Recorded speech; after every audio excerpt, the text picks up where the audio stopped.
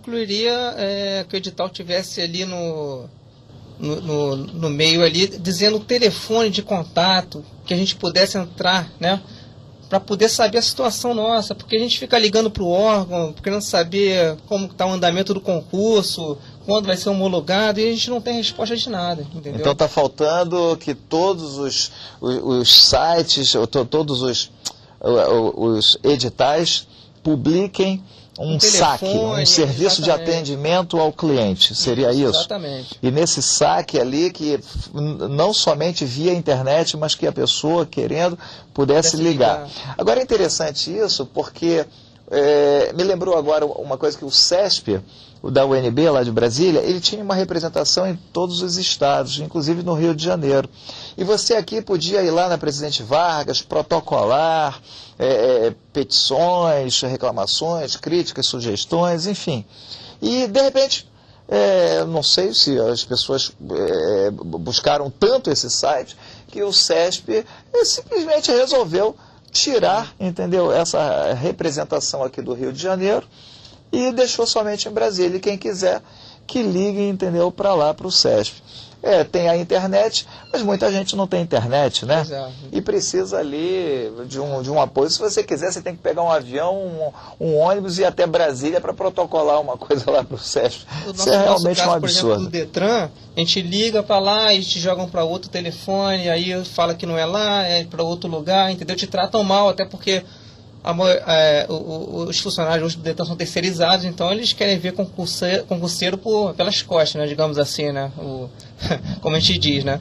E outra coisa que eu gostaria de frisar no Detran, no nosso caso, existe uma lei de 2006 da então governadora Rosinha Garotinho, autorizando 180 vagas para esse cargo de agente gestor e trânsito.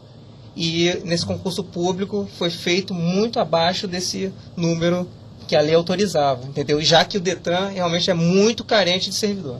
Então, fica registrado, então, que as bancas devem criar, seguindo o princípio da transparência, principalmente, né? Dispositivos, formas, ferramentas que te dê acesso, para haver um diálogo maior entre o concursando, o concurseiro, o candidato, e as administrações desses concursos, né? Ou seja, as bancas. E não somente deixe ao léu para que vocês se virem da forma que vocês está ao alcance de vocês. E se for um telefone, que seja um 0800, né? De preferência. Um 0800, porque, pelo amor de Deus, só o CESP, inclusive, para você ligar para lá, é uma vergonha. A Fundação Carlos Chagas, você tem que ligar para São Paulo em horário comercial, você gasta. Quer dizer, daqui a pouco o concurseiro já não tem dinheiro, já está naquela dificuldade ali, todo o dinheiro dele é canalizado ali, é um projeto de vida, deixa de fazer várias coisas. Bom, tá aí, muito obrigado. Vamos passar então para o Gelson Felipe. Gelson, se você tivesse o poder, qual direito do candidato você incluiria nos editais de concursos públicos? Fez o concurso do MPU. Sim, até pela experiência que eu tenho vivido, eu colocaria que o candidato teria direito à nomeação em caso de terceirização com funções similares ao do edital. Por exemplo, no nosso caso, nós somos de agente de segurança. Se tivesse uma lei que obrigasse eles a nomear, caso tenha terceirizado naquela mesma função, nós estaríamos nomeados já. Eles estão nos cerceando. Por quê? A gente só tem obrigações, direito nenhum.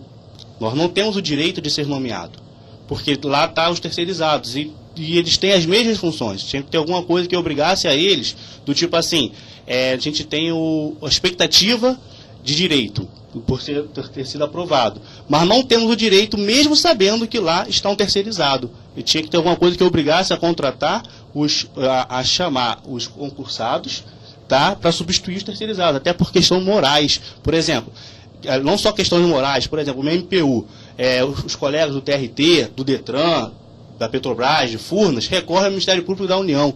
Nós vamos recorrer a quem? Quem fiscaliza o Ministério Público da União? É isso que eu ia perguntar.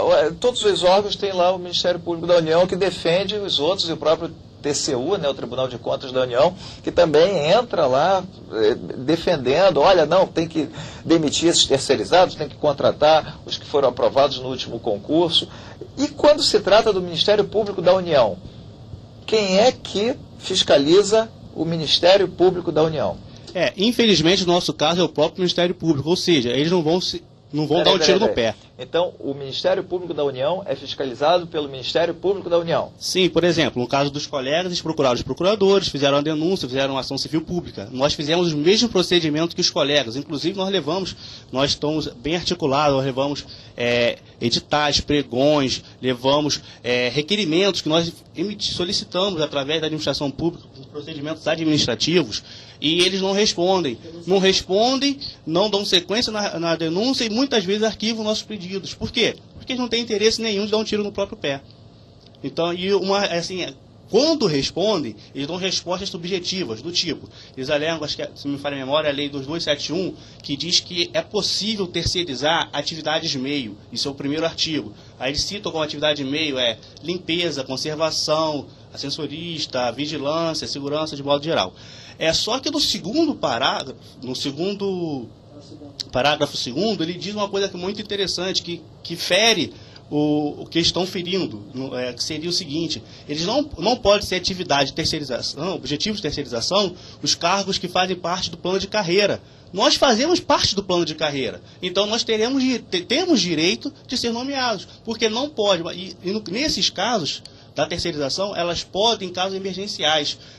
Por exemplo, o Ministério Público já tem terceirização há mais de 5 anos. Emergencial de 5 anos não dá, né? Ser emergencial tem que ser emergencial, né? Perpetuando ali o cargo. Finalmente, Leandro Ribeiro, que também prestou concurso para o MPU, qual o direito do candidato você incluiria nos editais de concursos públicos? Eu concordo aqui com o Gelson, que até mesmo é uma decisão do doutor Lauro, titular da 19ª Vara do Trabalho, lá de São Paulo. Ele argumentou numa das decisões dele que, não há cadastro de reserva quando há terceirizado ocupando o quadro, entendeu? De cargos daquele órgão. Então, deveria haver no edital, se o ocupante daquele cargo para o qual o concursando passou, exercendo a mesma função, entendeu? O mesmo exercício, ele deveria ser nomeado, e não teria mais mera expectativa de direito, e sim direito à nomeação. E cito também em particular o ministro do STF, Sepúlveda Pertence. Ele, numa das decisões deles também contra a terceirização, ele mencionou que, havendo terceirizado, exercendo a mesma função do concursado, naquele quadro de cargos que existe, né, naquele órgão ou entidade pública, ele deveria ser nomeado, não teria mais mera expectativa de direito, e sim direito à nomeação. E, infelizmente, o Ministério Público da União, que deveria dar o exemplo, que combate a terceirização em tantos órgãos públicos, ele vem se valendo desse direito nele mesmo, entendeu? E gostaria aqui de parabenizar, né, a TV Concursos por essa oportunidade, né, e dar os parabéns pelo 1 ano, né, completaram agora há pouco 1 ano, entendeu? E é uma TV educativa, sem fins lucrativos, ao apoio ao concursando.